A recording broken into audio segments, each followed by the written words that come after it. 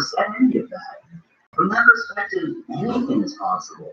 Donald Trump had the largest inauguration of all time. Slavery was a choice. Dilbert is still fun. All of these things are equally true. Anyway, thanks for making this far. I will be making an effort to get back on track to doing one video a month. Until next time, take care out there, and peace.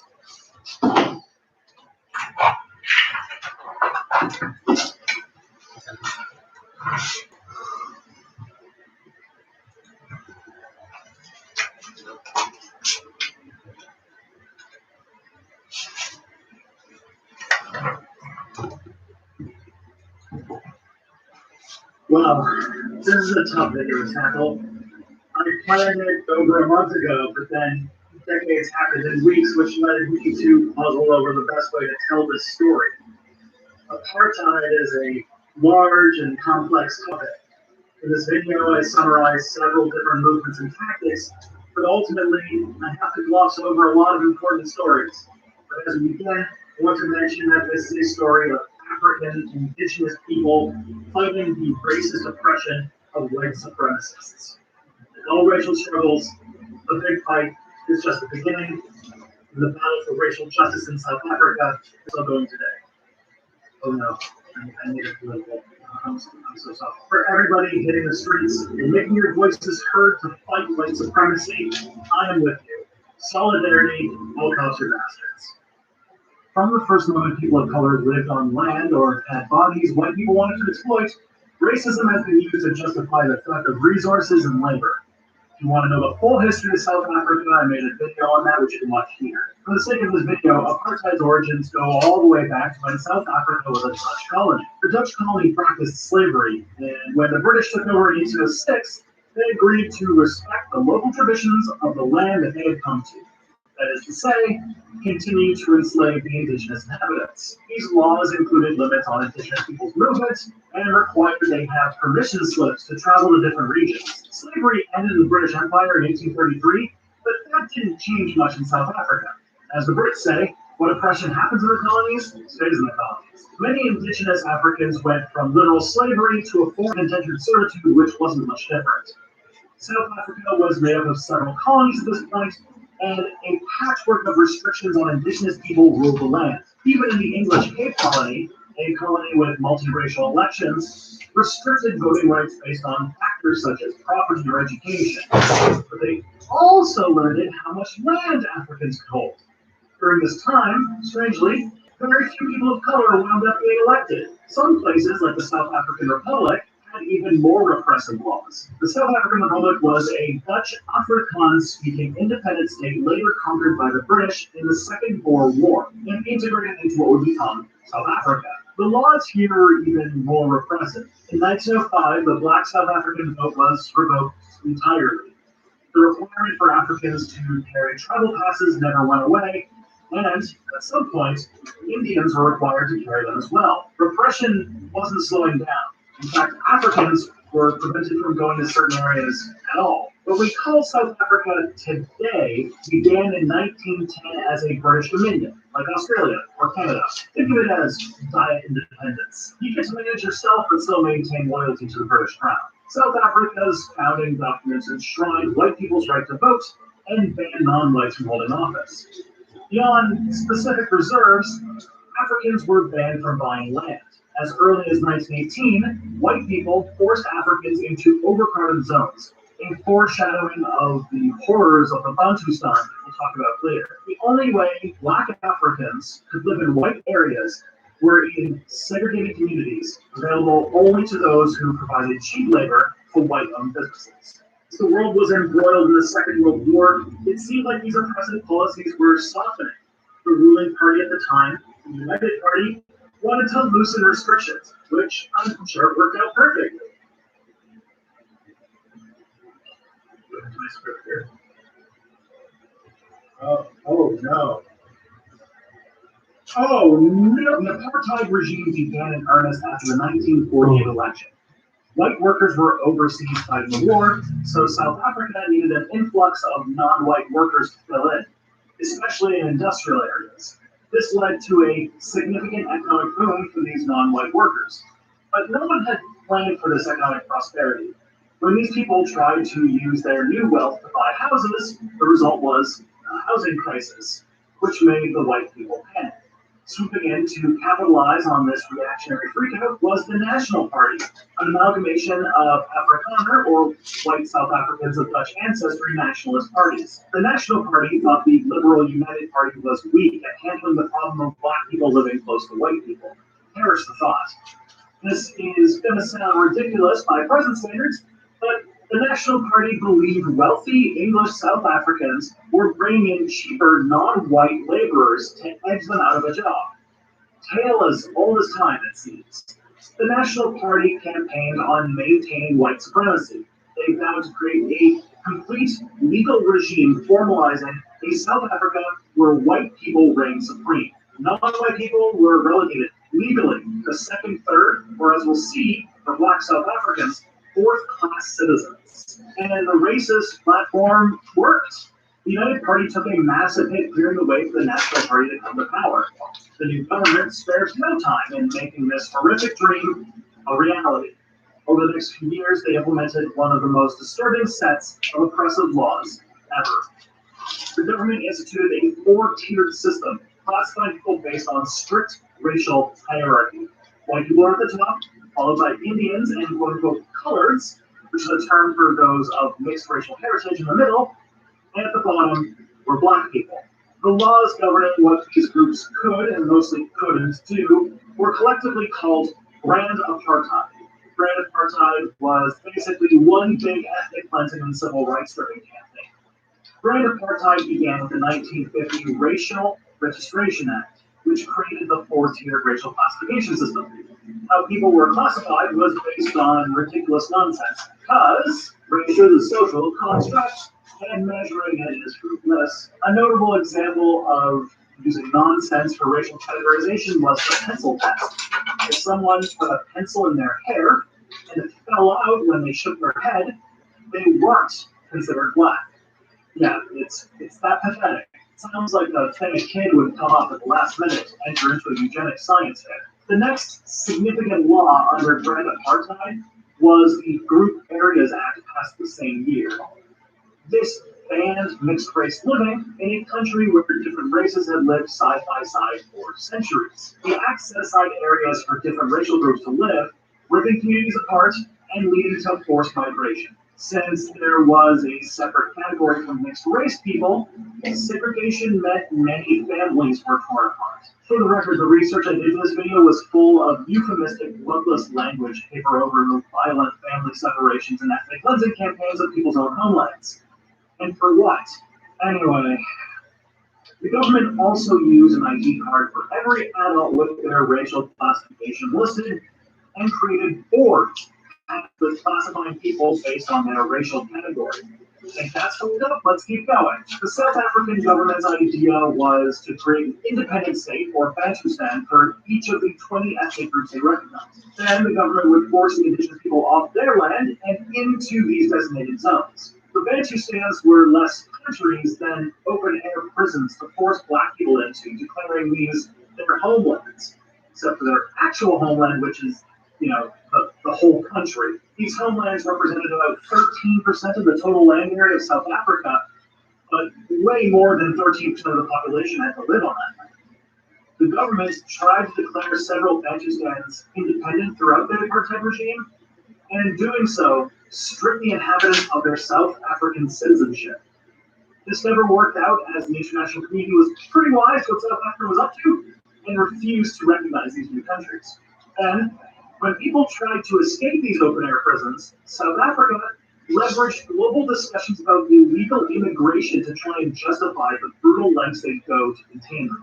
In the following decades, the government practiced forced removal, pre-ethnic cleansing, to resettle people into their designated non-prisons. They cleared slums, addressed overcrowding, which is rich considering how overcrowded the Bantustans were, and incentivized landlords to get their black laborers to leave. Often, heavily armed police officers came in to force a region's inhabitants out of the area so it could be bulldozed and turned into a white suburb. One place that met this fate was Sophiatown, a multiracial neighborhood and one of the few places in Johannesburg black people could live in alone. Like many others, Sophiatown's residents were forcibly removed despite resistance and protest and sent to a new town called Soweto. Let's just put a pin in the name Soweto. I have a feeling we're going to hear that one again. And during all of this, it almost goes without saying, but if you were a woman, LGBTQ+, or had a disability, the oppression would be doubled, tripled, or even quadrupled. The subsequent law caused shanty towns to be bulldozed, forcing most residents out of the prosperous cities unless a white business owner agreed to pay for their housing. And even then, those black workers were often banned from having their families join them. The act also stripped voting rights from the few remaining black people who still had it. By the mid-50s, every non-white person had lost the right to vote. Black people had to carry their ID documents on them at all times. They couldn't own businesses in white areas, and they were banned from hiring a white person. To keep that hierarchy. Interracial marriage was banned in 1949, but in 1950, we get into something that is called petty apartheid. We start with the Immorality Act, which made interracial sex a crime. Again, telling people who they can and can't love while separating families. In 1953, they passed the Reservation of Separate Amenities Act, which segregated municipal services like transit, beaches, hospitals, and schools by race. And then you can guess which services were better. Then there is the most insidious law. South Africa passed the Suppression of Communism Act, which made communism illegal, so much for the tolerant right, and allowed for the government to ban or suppress anything as being communist. From their perspective, communism meant anything critical of the government, and they interpreted this very liberally. In one case, colored poet Gladys Thomas had one of her books of poetry banned in her own country because of this law. Remember when studying history that when a country cracks down hard on communism, it's usually time to justify horrible, often racist acts. The U.S. used it to deport Jewish Americans after the Palmer raids, and it was the basis of the Nazi ideology. Many Cold War-era anti-communist movements were assembled to put right-wing dictators in power and use random violence to attack dissenters with impunity. I know, this video was never going to be monetized.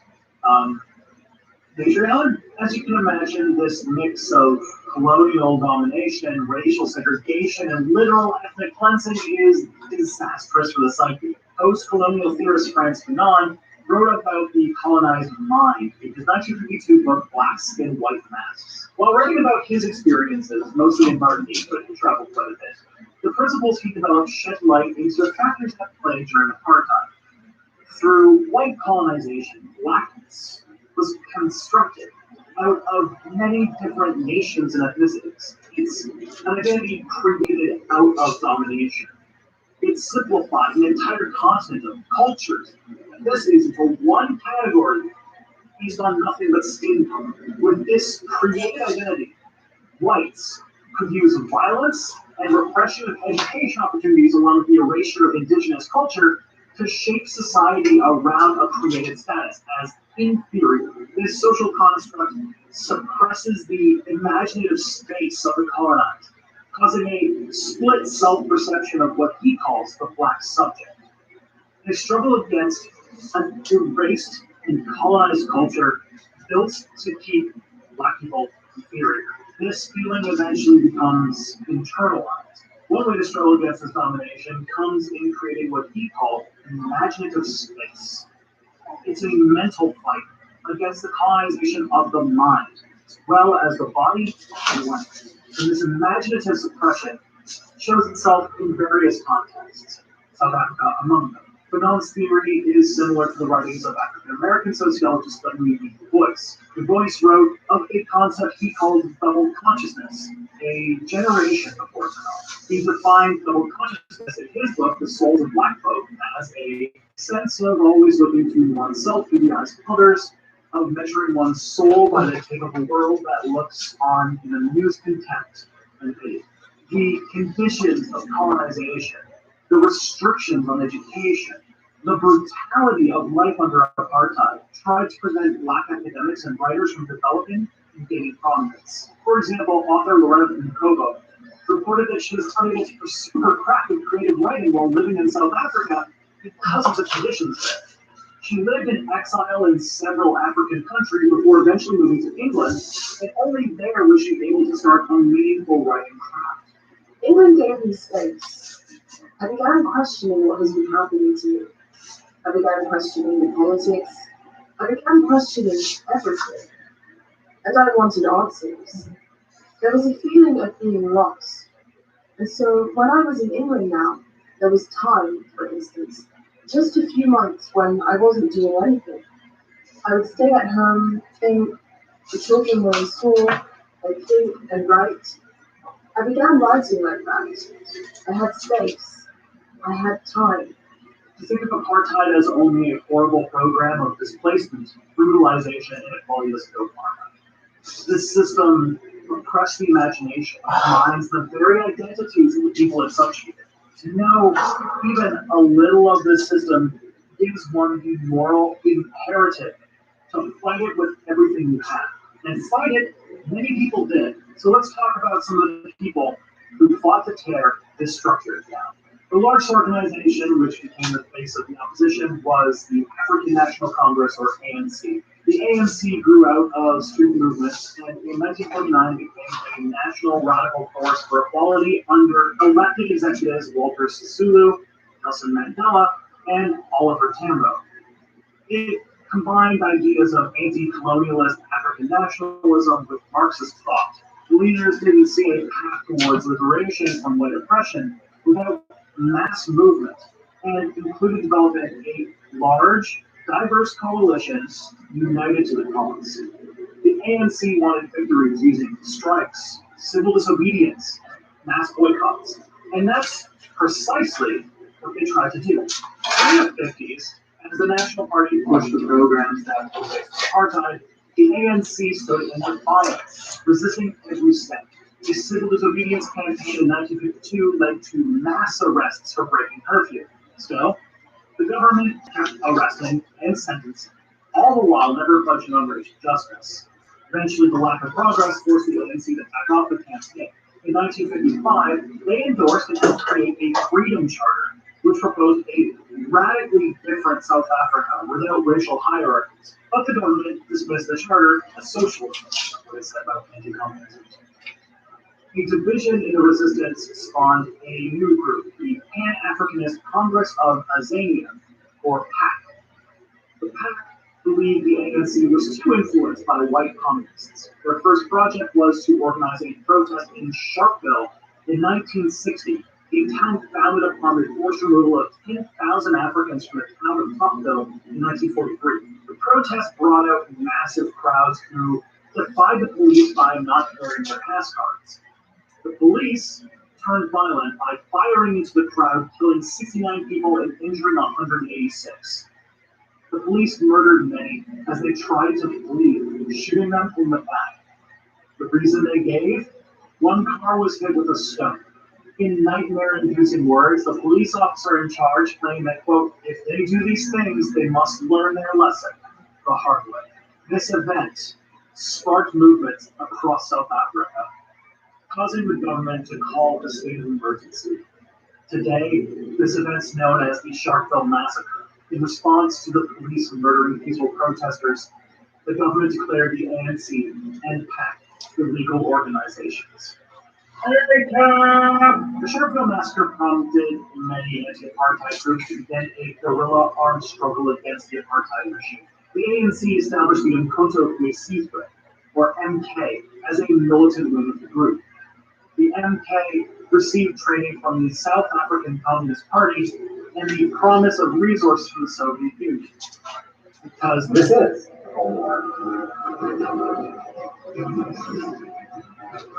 the PAC started its own militant wing called the POCO, which was preparing for the more capital R revolution, while the MK focused primarily on sabotage. However, the PAC was short-lived. In 1962, after a mass arrest of PAC and POCO members, it further devolved into Maoist and reformist factions. After a massacre in Zaire and in Congo at the time, the group really never recovered. Furthermore, a raid on the MK headquarters in Louisville led to the arrest of Nelson Mandela and 24 other ANC members in 1963. They were tried for treason And the trial gained international attention as Nelson Mandela made his case to the world.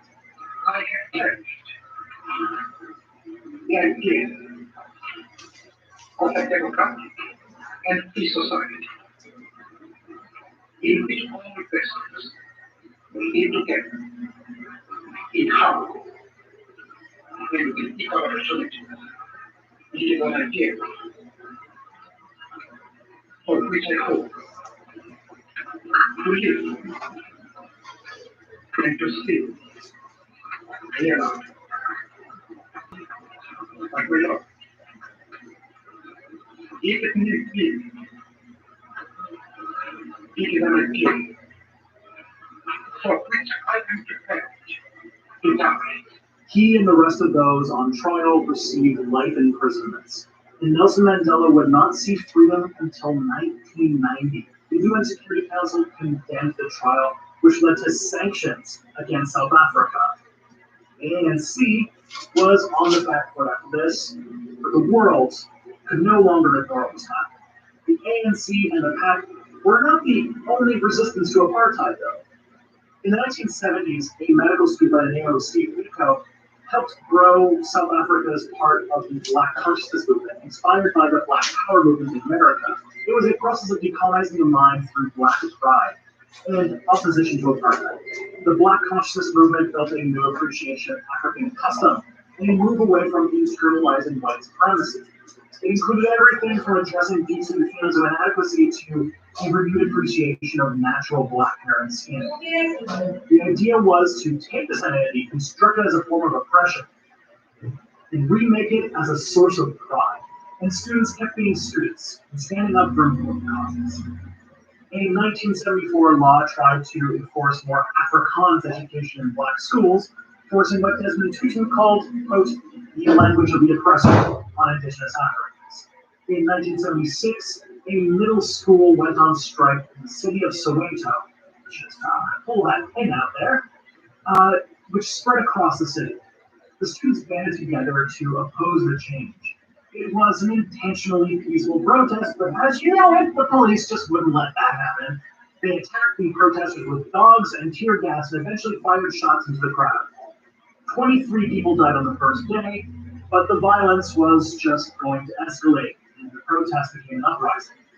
By the end, the police had murdered nearly 200 people. From 1976 on, trade unions also joined the struggle against apartheid. Union officials were less likely to be arrested demonstrating, so they could get into rooms and speak where activists and armed rebels couldn't.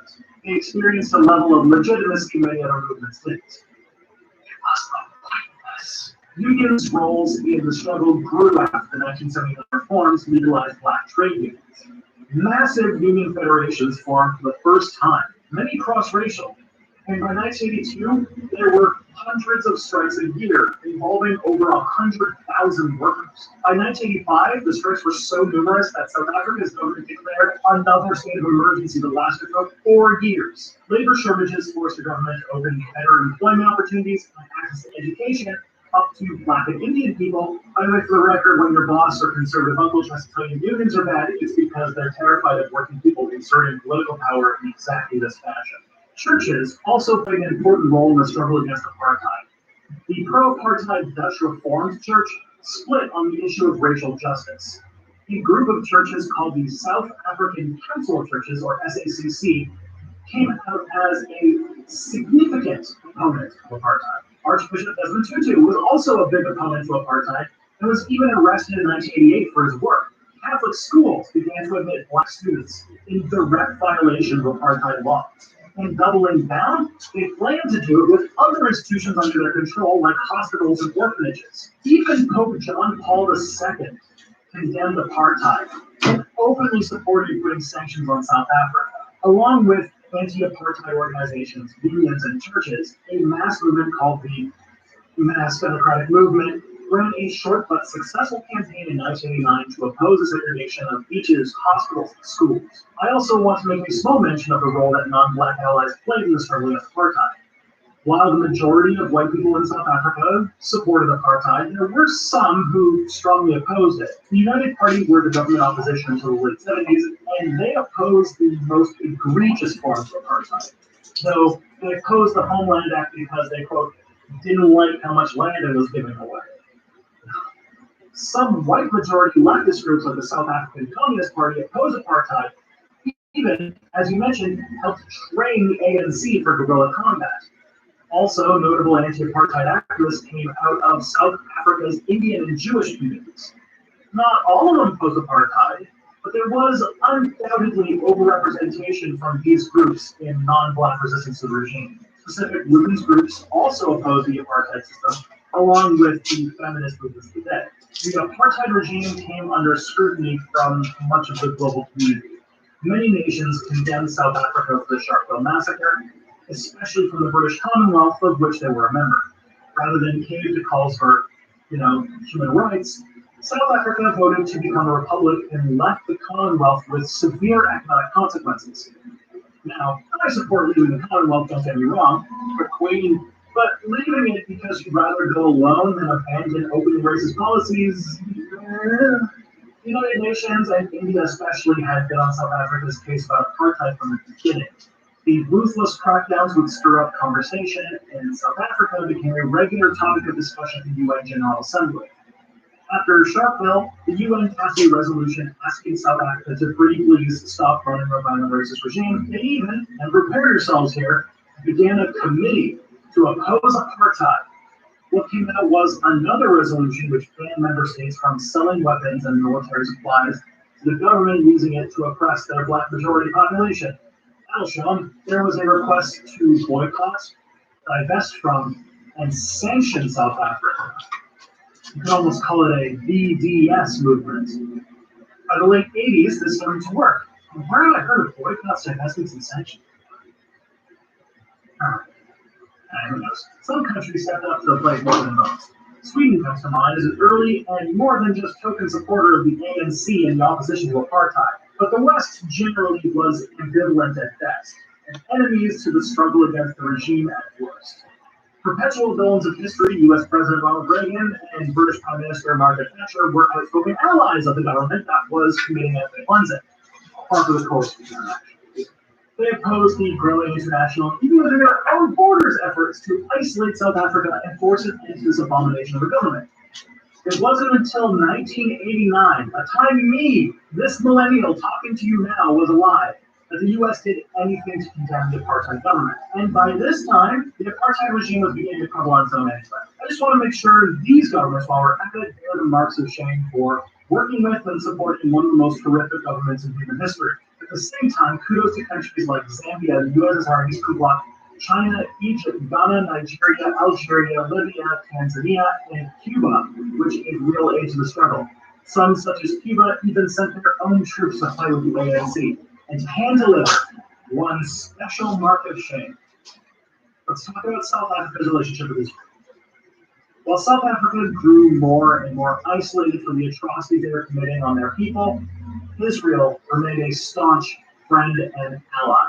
When the world refused to sell weapons to South Africa for oppressing black people, Israel was there to lend a helping small arms there. South Africa and Israel even worked together to develop nuclear weapons with the help of the Swiss. Yeah, I don't think I forgot about you guys. Isn't that sweet? I can't imagine why Israel would want to defend a country which brutalizes their indigenous population and pens and open-air persons as part of a decades-long ethnic cleansing program to ensure white supremacy reigns supreme in a colonized land.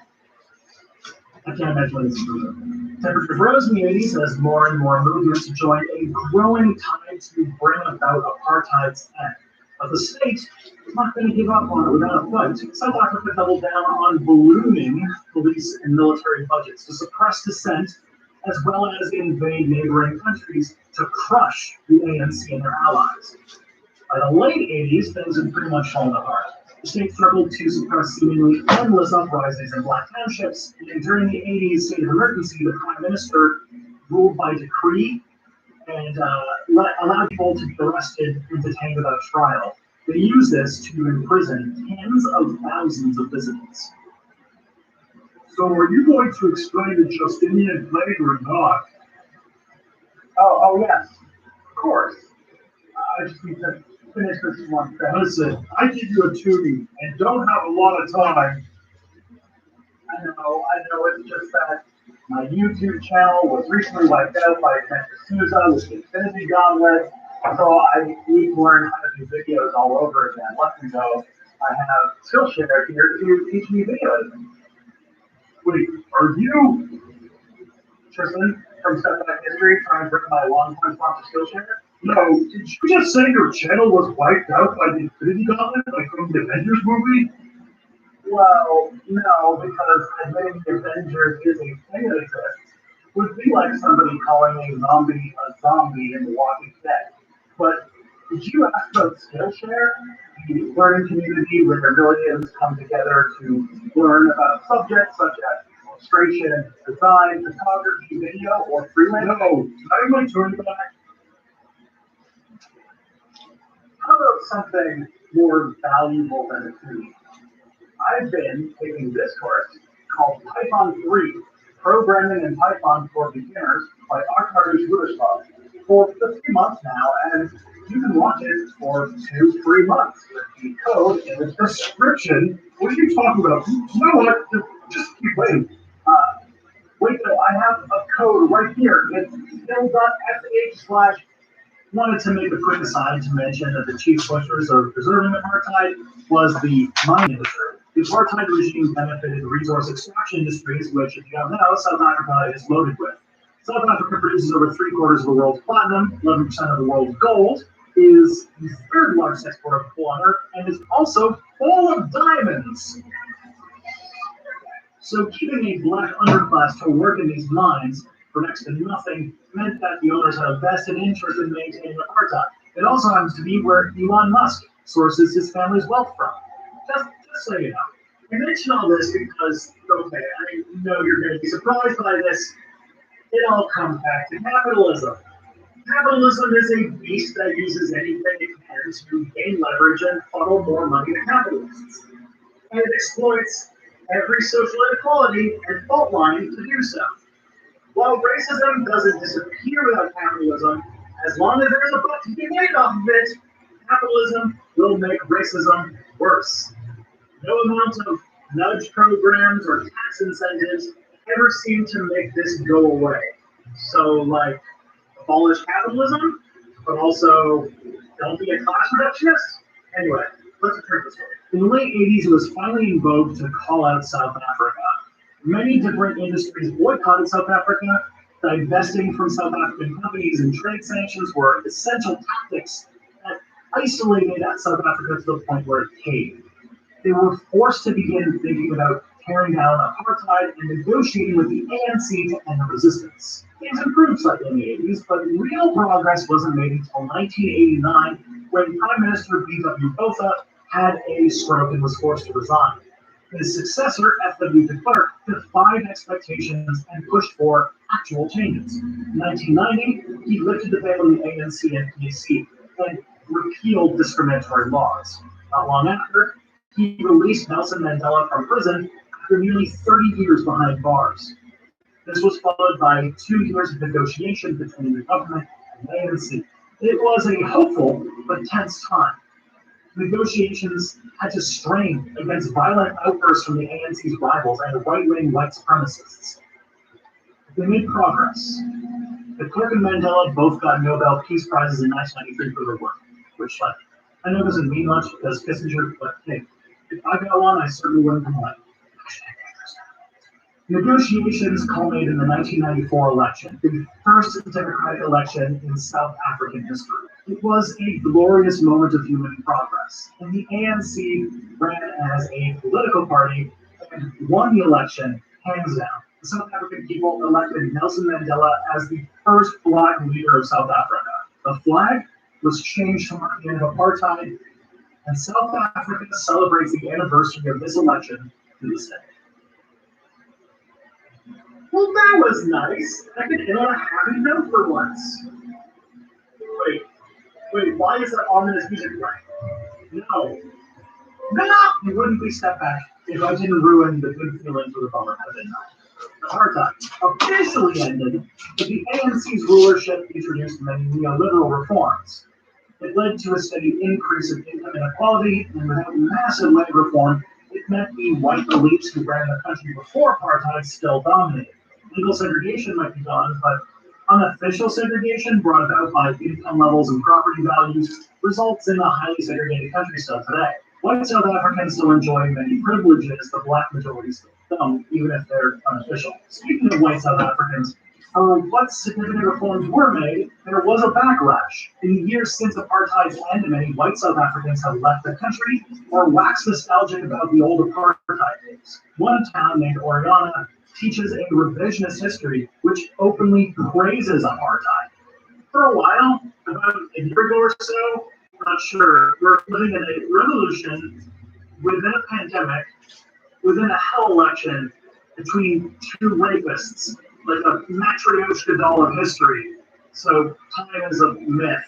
Anyway, sometime in the not-too-distant past, white supremacists and white nationalists in the country and abroad spread a conspiracy theory that white people were being targeted for genocide in South Africa. And all I gotta say to that is, so, South Africa's future is uncertain. Even with the apartheid regime gone, the scars of colonialism and racism undeep. There's still a lot of work to do. Hey, is this your first time here? You have an insatiable lust for videos that my hundreds of videos long back catalog can never hope to sate? Then subscribe and hit the bell notification to ride that pony the second it comes out. Thank you, my patrons, and those who support the sponsor, and I'll see you all next time. Oh, and push the like button, I guess.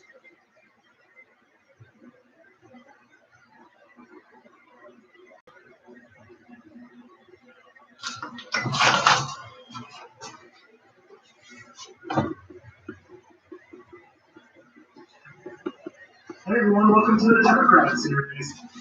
You guys seem to really be liking this, so keep doing it. So first thing I should mention is that we are going down in popularity in the polls. After doing Joe Biden first, Bernie Sanders second, we've now kind of moved into people who are at 10% or less of popular support, or at least that's a common conception. We've covered pretty much over half of people's preferred candidates. So, welcome. I'll come back to this when we start getting to, when things start really getting weird. But Elizabeth Warren and Kamala Harris, which are going to be the next two episodes, they represent potential candidates. These are candidates that have a following. It's not as big as Sanders or as Joe Biden, but there's a possibility that, you know, if the polls go better, if the debates happen, the thing is that a lot of the ways the Democratic Party are working right now is that popularity is based almost entirely on everybody.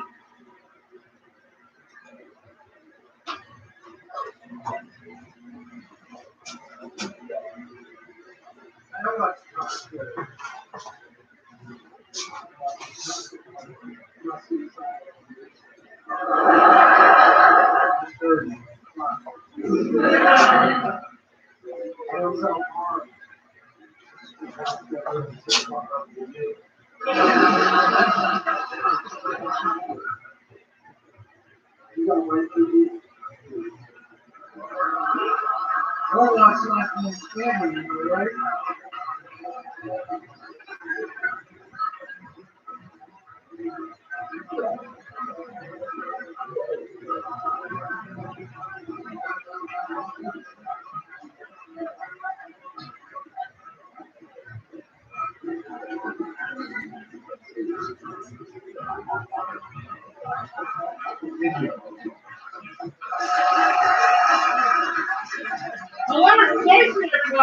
bring everyone one more time. Oh my god.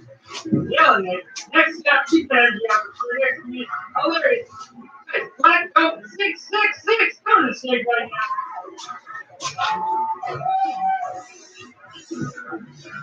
Hey everyone, this video is on the link here. I'm so sorry. I'm so sorry about that. We won't be allowing that anymore. Anyway, last one, so we're taking Everyone, I got a camera, so you'll be seeing a lot more of my proofs now. Why did I do this on what I anticipate to be my worst received video to date? You, that's why. If nothing else, this video can feature his Jerry Seinfeld fans and give Jordan Peterson supporters a run for their money. Anyways, it seems like all the big YouTube channels talk about movies or video games, and I don't know anything about either of those things. I'm pretty into music, but I also have some big glaring holes in my knowledge since I spent all of high school trying to convince myself I like Frank Zappa. So let's talk about stand-up comedy. Growing up, I was a huge fan of Jerry Seinfeld, mostly due to the fact that Seinfeld was the only grown-up show my parents would let me watch. But looking back now, especially after comparing to Curb Your Enthusiasm, it's pretty clear the best part of Seinfeld was Larry David.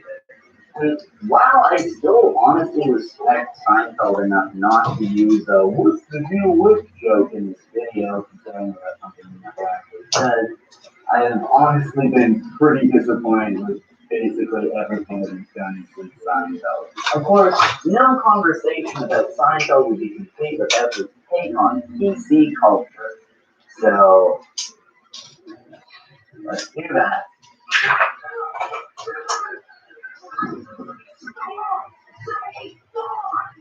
In an interview, Seinfeld said that he doesn't perform on college campuses anymore. This isn't just because it costs more to book him than it does to book Hillary Clinton. Well, I have heard Seinfeld has a killer 20 minutes on deregulating the financial industry. No, no, no. Seinfeld won't come to college campuses because of I have respect for the millennials because I think this is a uniquely millennial. I'm not being Gary doesn't have very much trouble bringing back and dating women. I digress. People really taking these issues seriously. Check out smarmy shithead Bill Maher's take on the issue. It's just certain words that set people off. This is what Jerry Seinfeld was complaining about last week when he said college audiences. Just when he uses these words, that's racist, that's sexist, that's prejudice. You don't even know what you're talking about. An opinion echoed by Chris Rock, who said he stopped playing colleges because of their unwillingness to offend anyone.